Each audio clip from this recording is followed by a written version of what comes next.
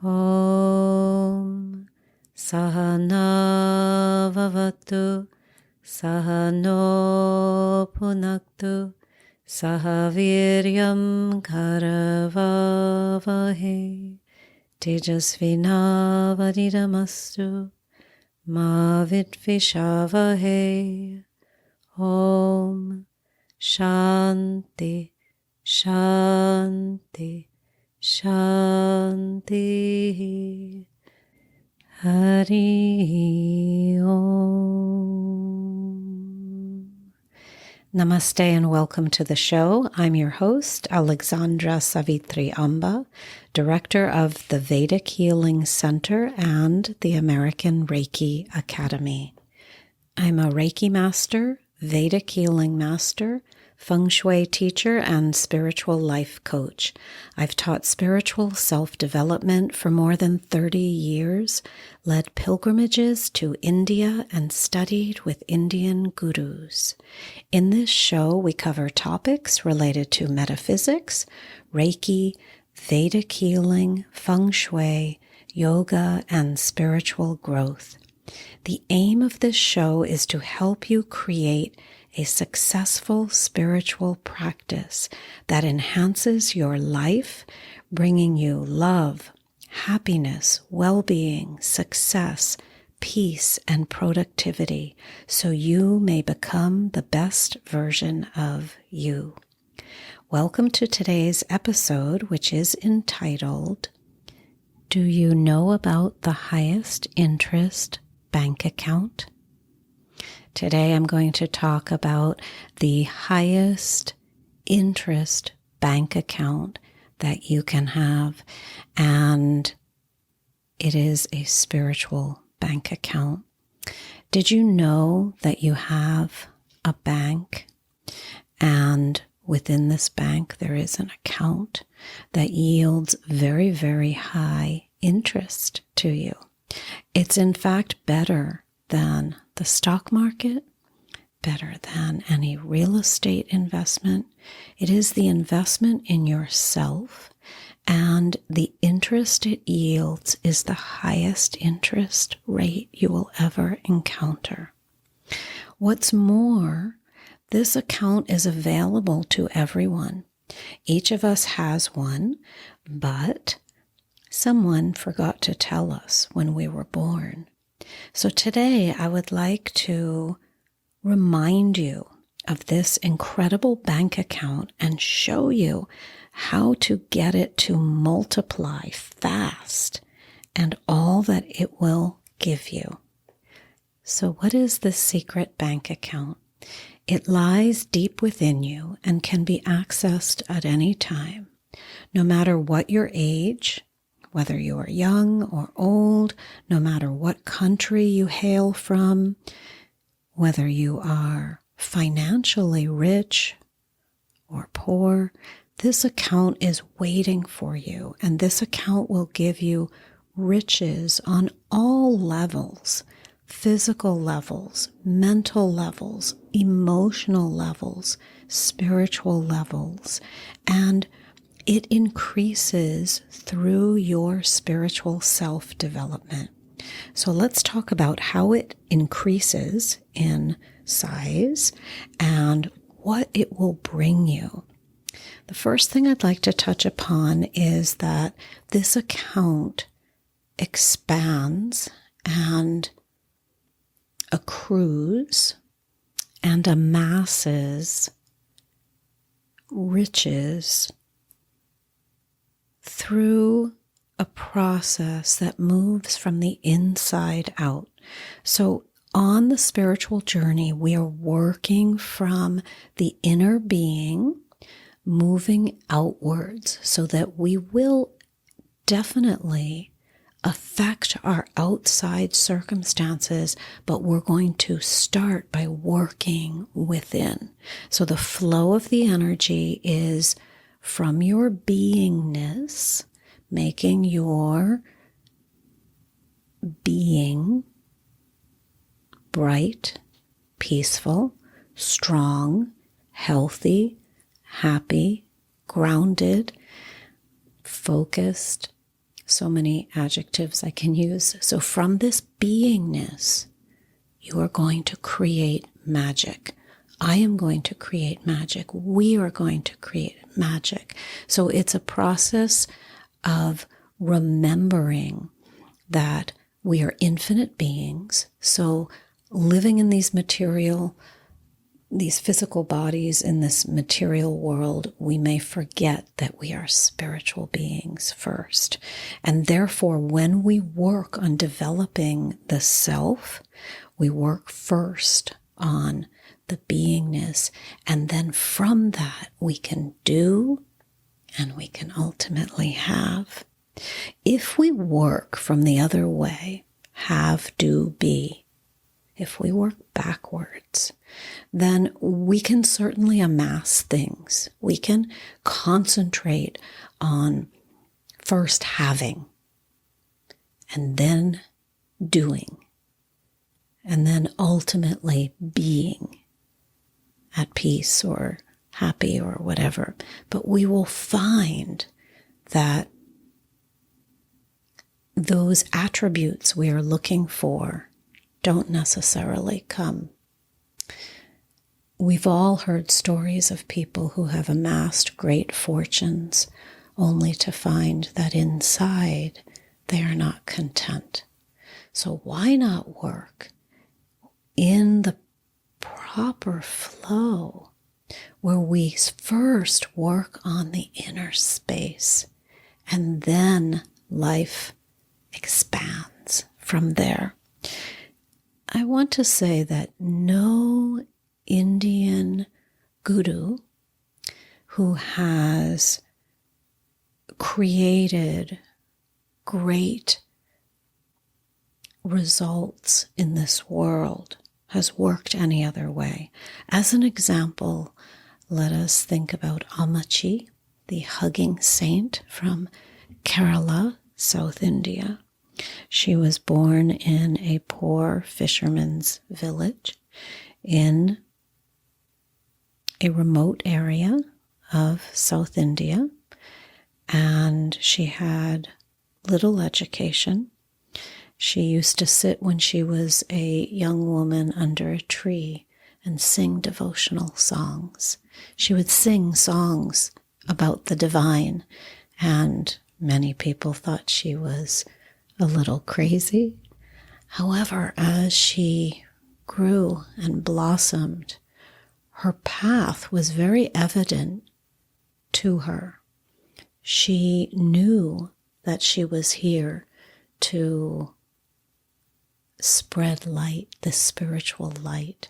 And so as she matured and grew, she, with very limited resources, financial resources and material resources, created an empire, a tremendous empire of helping other people through this energy of love that she has demonstrated, and subsequently creating a large ashram, great followers all over the world, hospitals, schools for children in India, and has done many service projects and amassed great financial wealth in her organization that is used for service projects. So Satya Sai Baba, Sri Satya Sai Baba, was born in a remote area of South India also, and created great projects in India to bring clean drinking water to poor people. He created the largest hospital in Southeast Asia that gives complimentary surgery when needed to people who cannot afford it. A huge and beautiful hospital out in the middle of nowhere, and people come from all over India to receive medical treatment at that hospital. And many, many, many more things that such gurus or avatars or enlightened masters who have walked on this planet have created. And my point is that all of this has been generated from a great reservoir of Shakti, of spiritual energy. Each of us is given the same opportunity to develop Shakti. Someone makes us aware of this, and then it is up to us to create from this power, this Shakti.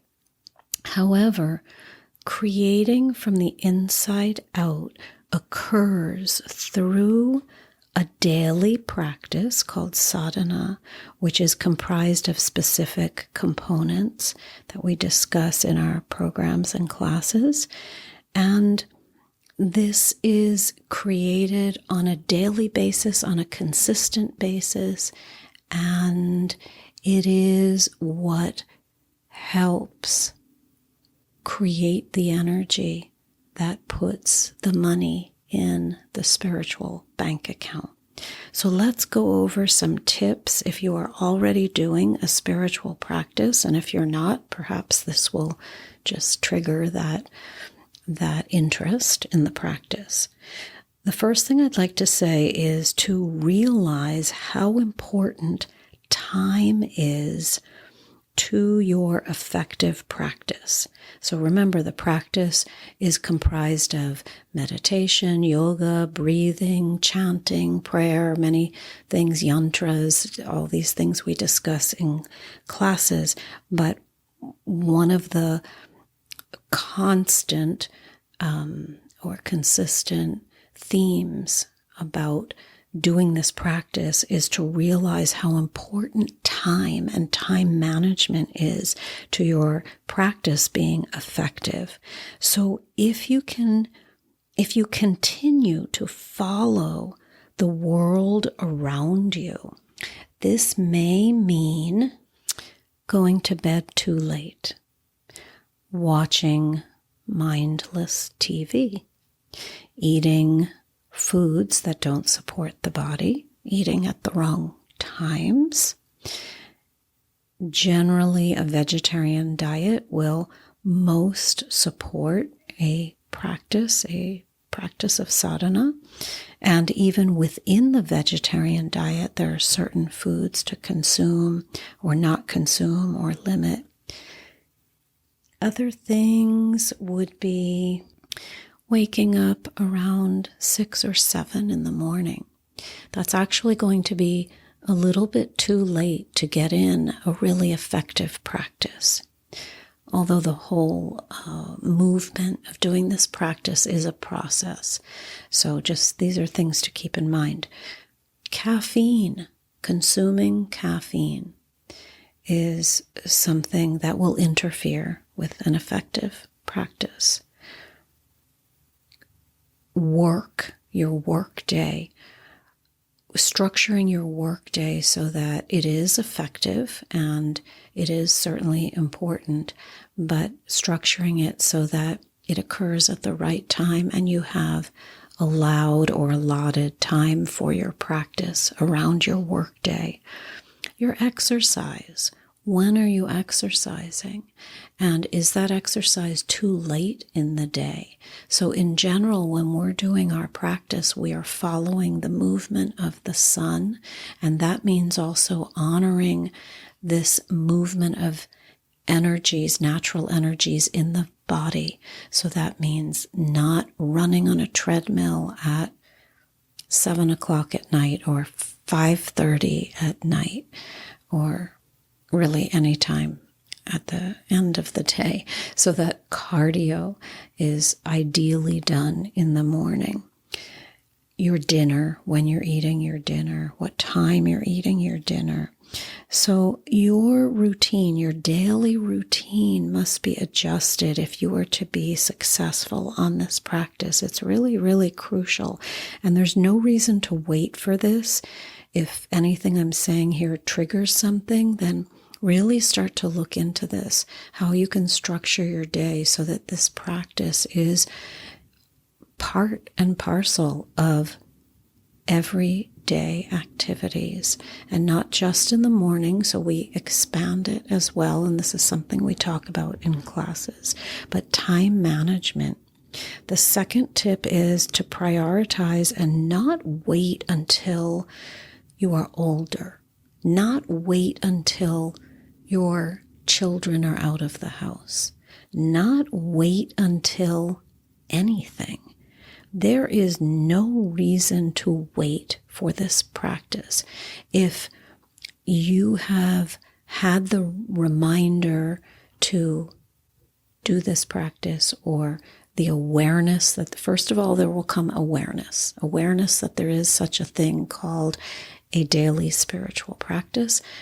And after the awareness, there will be the attempt to do it. And then there will be probably some small failures, we could say, on our parts, where we try and we don't succeed, and then we get frustrated and maybe we put it aside. And then there are the reminders, get back to the practice, get back to the practice. So prioritize it and don't wait for anything. The soul is ageless, so you can wake up at any time. There is no reason to wait until everything is settled in your life to do this practice. Everything may never be settled. As long as I am in the body, there are always going to be distractions, and always going to be responsibilities, and always going to be things we must attend to. This is our duty, and this is spoken about in the Vedic scriptures, that we are to be in this world, but not of it, as it is said. And the daily spiritual practice gives us that reminder that we are here as spiritual beings. So we are in this world, we are doing our duties as they have been given to us, but we always know we are more than this experience. The third tip for today is to create the physical space to support you. And I'd like you to think today about clutter.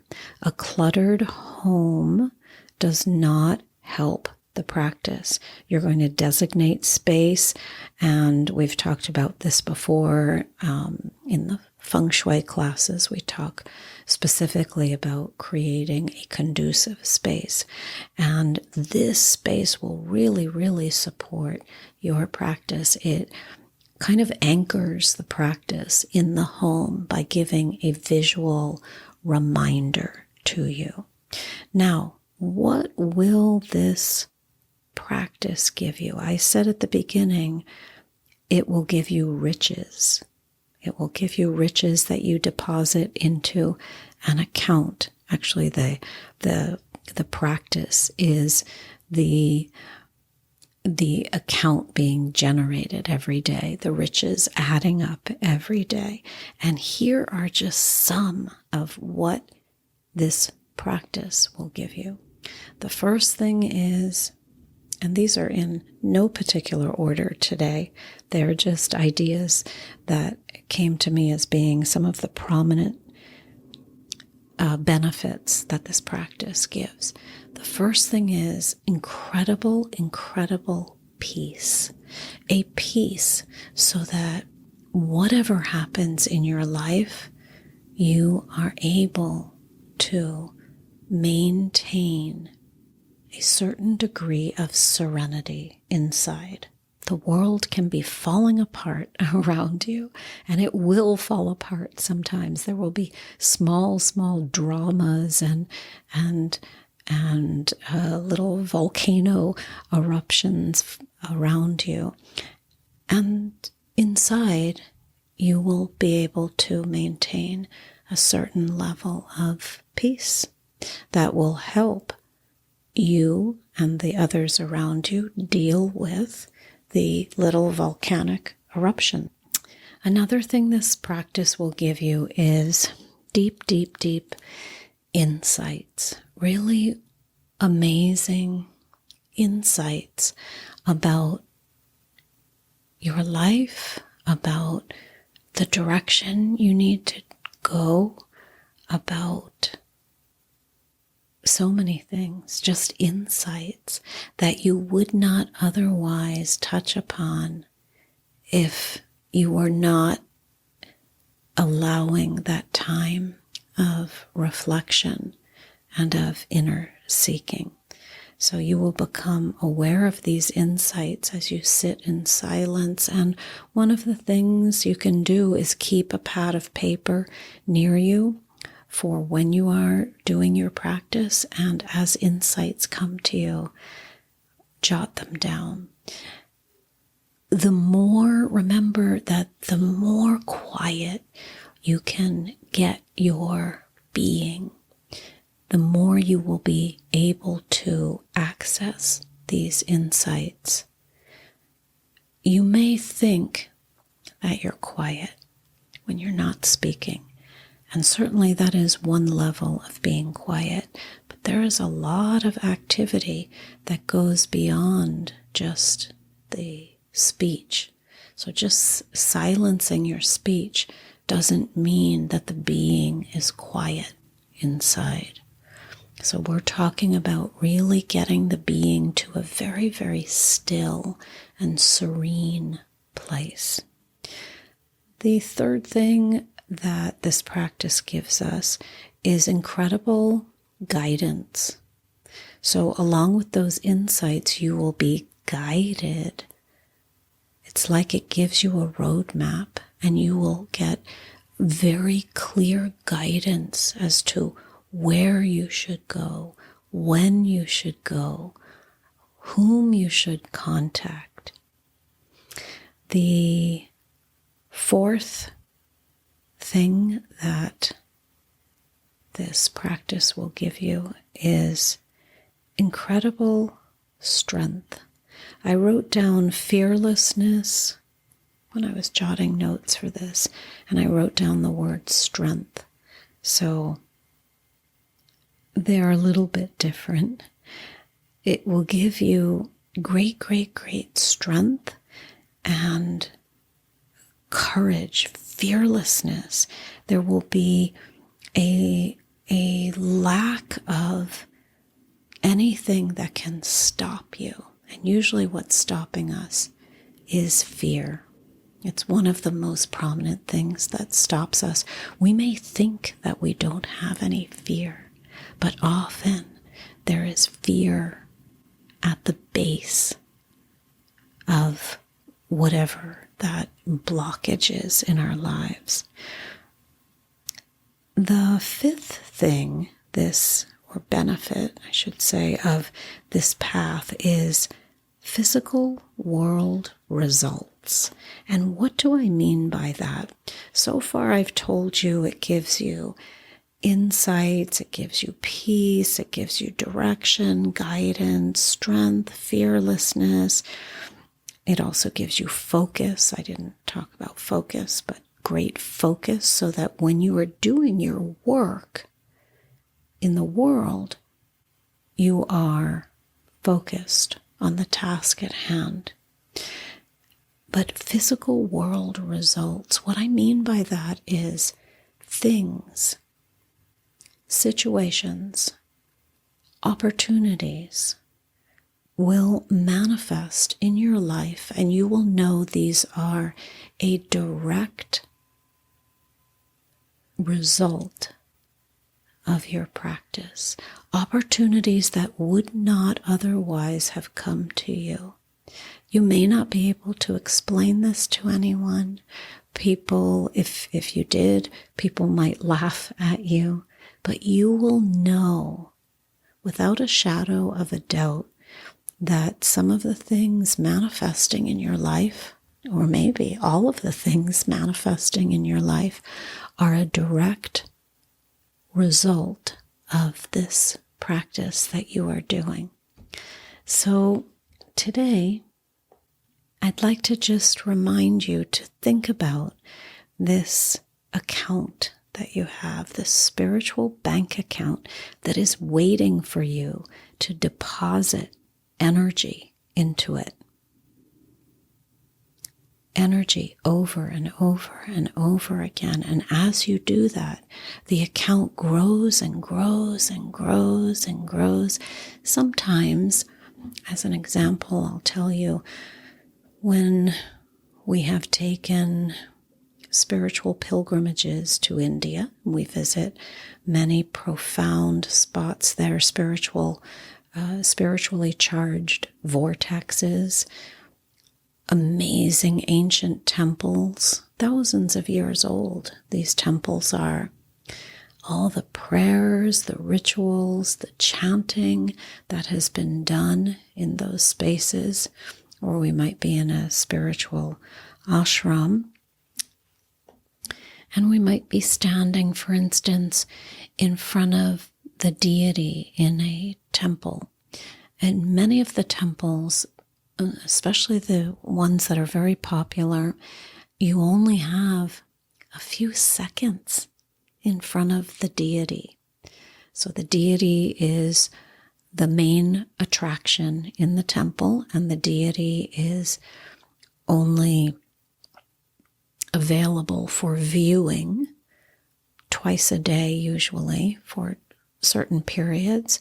So people wait in line to see this deity, to receive the darshan, the being in the holy sighting, the sighting, being in the presence of the deity. And people travel from many miles away, sometimes on foot, sometimes by public transportation. Many times it is a real pilgrimage where the devotees deliberately travel on foot as an austerity. So part of the process of visiting the deity is the austerity of making the journey, of the trek. That's why it's called a pilgrimage. So these pilgrims are seeking the transformation of not only viewing the deity, but the sacrifice, the experience of walking and preparing themselves to interact with the deity, and the time to journey and reflect and prepare their being just for the few seconds they might be standing in front of the deity.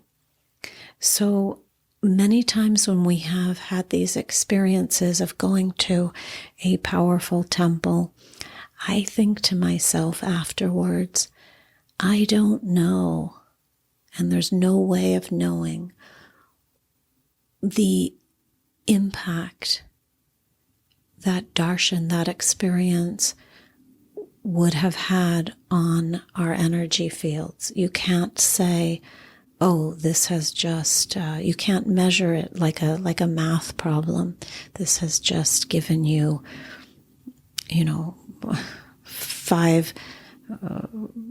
5 degrees of something. You can't, it's nothing that you can measure, but you can certainly say that experience was so meaningful for me, and I feel so blessed and full of the experience of the energy that is received by standing in front of the deity.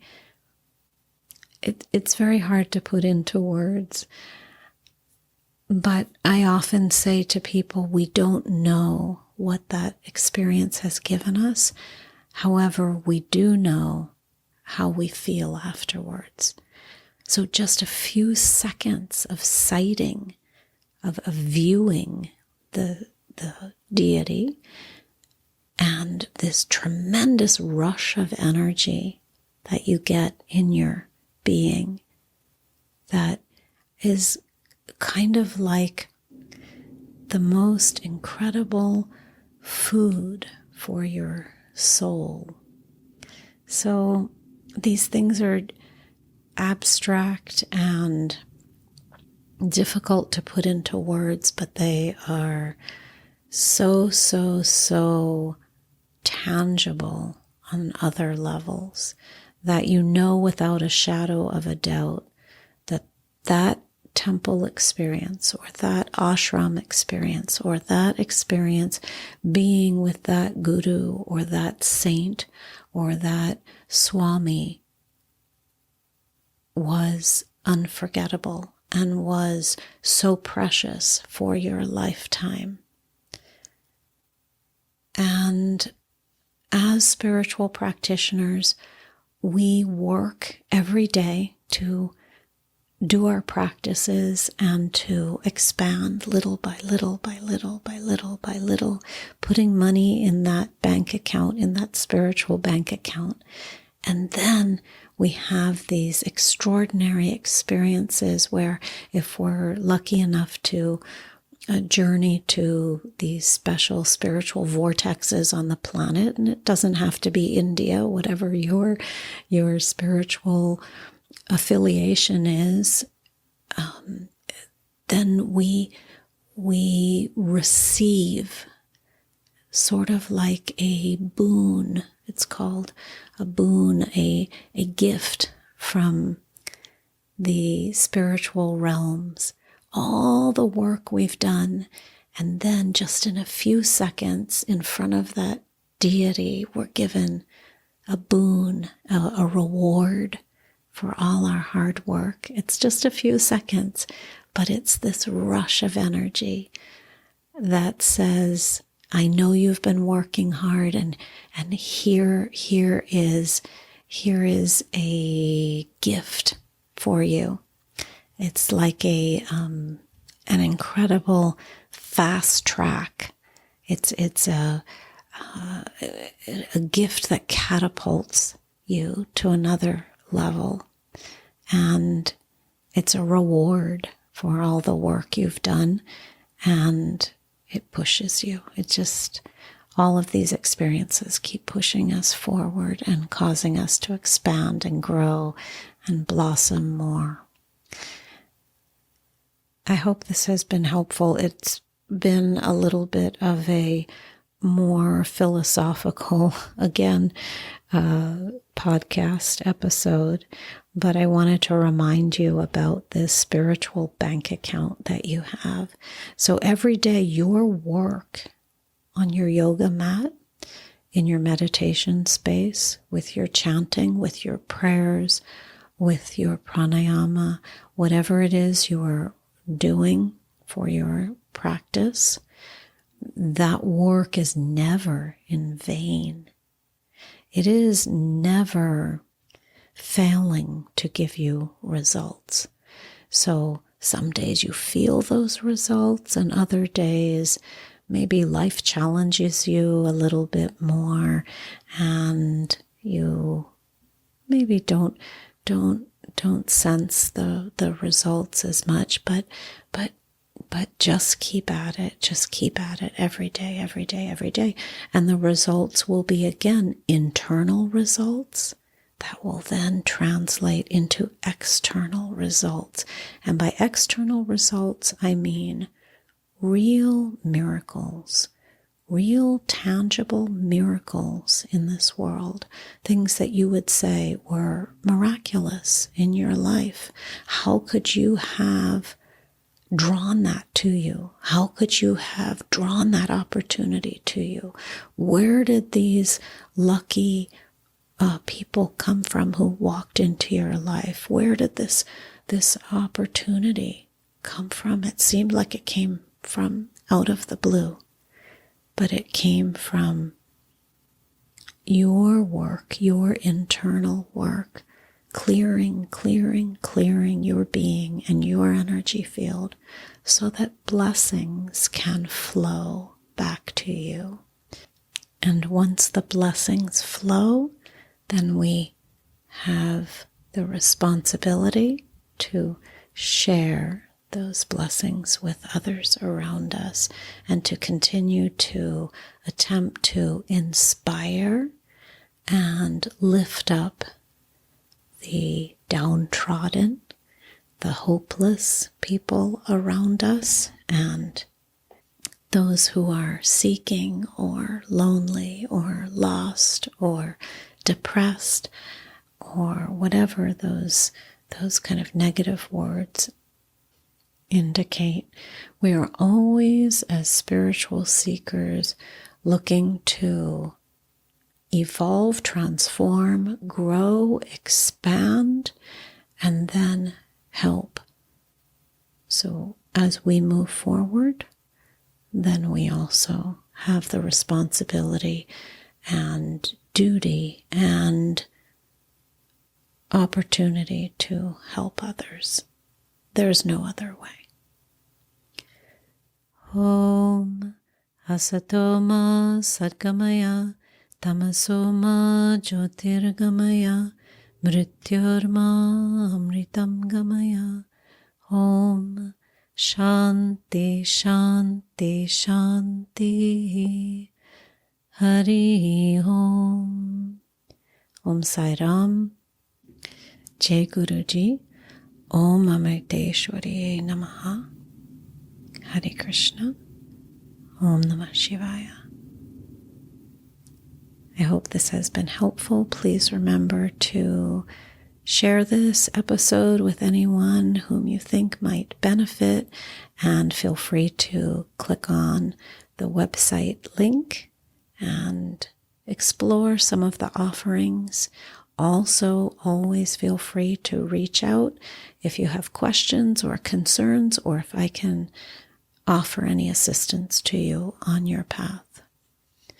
Samasta loka sukhino bhavantu. Om Shanti Shanti Shanti. Om Peace, peace, peace. Om Namah Shivaya.